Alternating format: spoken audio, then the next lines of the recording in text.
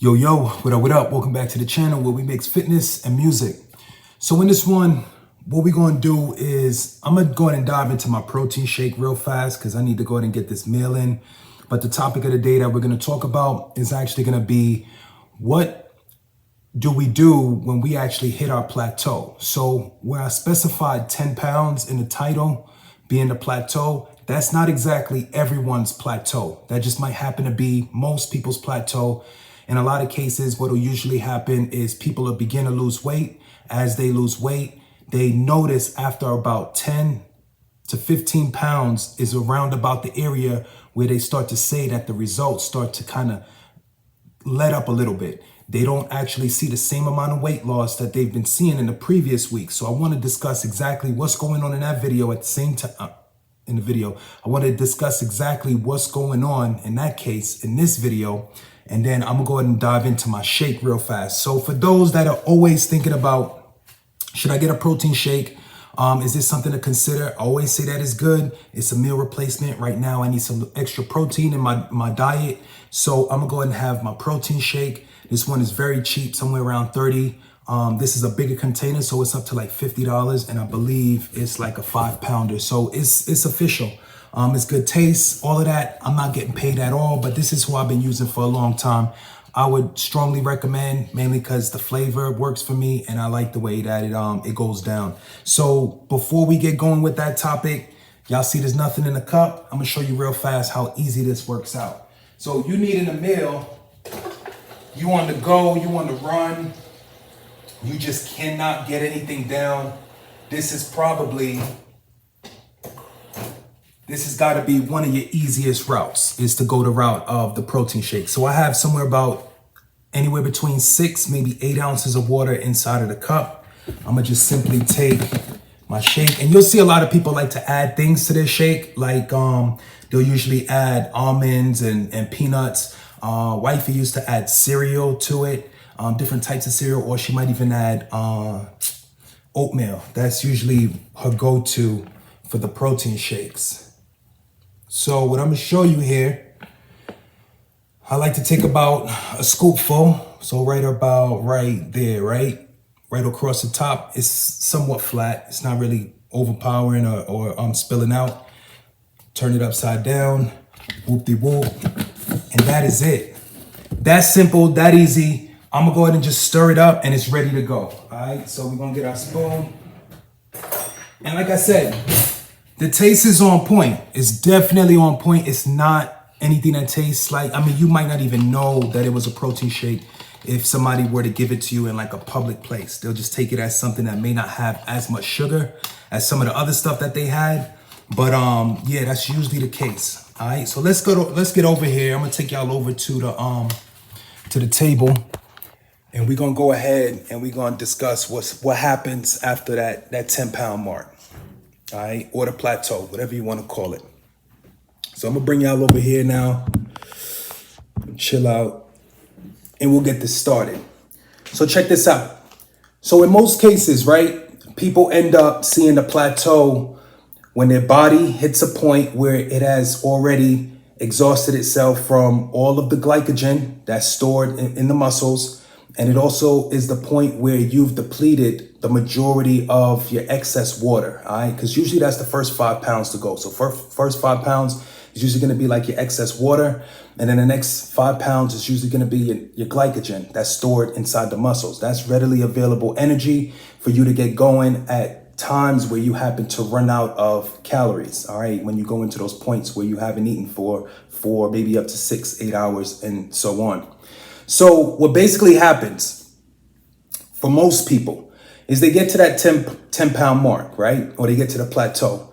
And when they get to the plateau, this is the nitty gritty. This is what I tell a lot of people. Anytime you get down and you're looking to lose weight and stuff like that, I always tell them, yo, see me after 10 pounds. Even when I take on new clientele, I give them the heads up. I say, hey, look, I'm going to go ahead and let you know right now, as we go through this journey, you're going to easily see 5 and up to 10 pounds shed without the least bit of effort.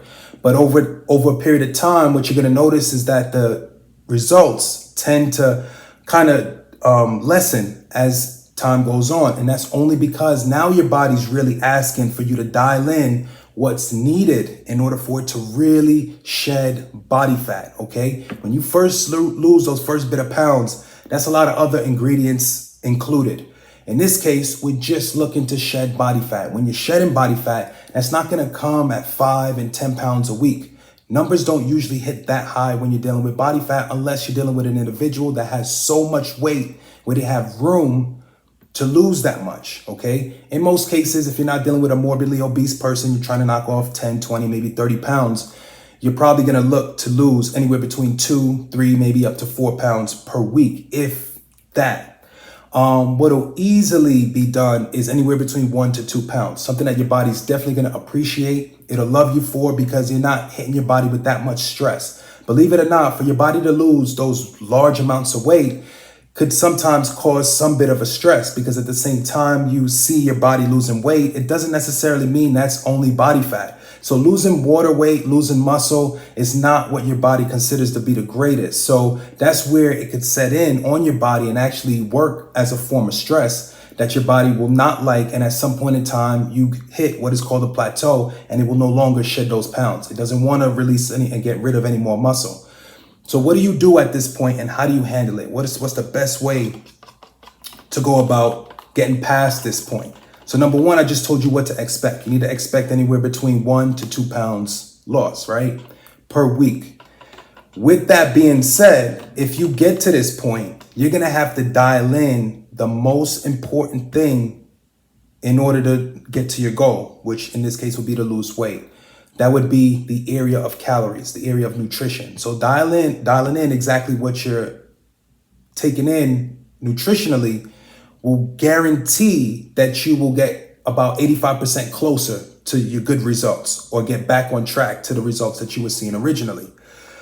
If you don't, you're going to find that it's going to be very difficult for your body to really shed those pounds like you were seeing before because it's all about calories in, the calories out. So the first step you would want to take in order to find out what's going on nutritionally is you're going to want to take note of how many calories are coming in, where the calories are coming from. And it's always good to take note of what type of calories. The type of calories means, are we taking in carbs, fat, protein, a mixture of all three, combination of just two? What's really going on in there? And figuring that out will help dictate how much weight you lose the next time around. What'll end up happening with exercise is the exercise will work just like this. Can't even drink this, I'm going on. The exercise is going to work like this. So exercise is about 15% of your body really making any change. All right, 85% is usually pushed on the nutrition. And time again, research and study has proven that to be true. So do not rely on those crazy high intensity workouts to get you through those bad diets. If you really want to see any change take place, dialing in your diet all the way down to a T and getting it to the point where you needed to be at is the only way that's going to help you to reduce the weight to where you needed to be at once you hit the plateau. When you incorporate exercise, what this is going to be is just an added tool to help you to bring down the weight. It's always going to be about calories in, the calories out. So if you go ahead and incorporate exercise, that's going to help you on the calories outside. So calories burned will definitely increase if you were to work out or exercise, and that's only going to help with your results overall. Considering the amount of calories you take in, the type, writing it down, creating a journal, and creating a log is key, okay? The biggest thing you could practice and focus on is consistency.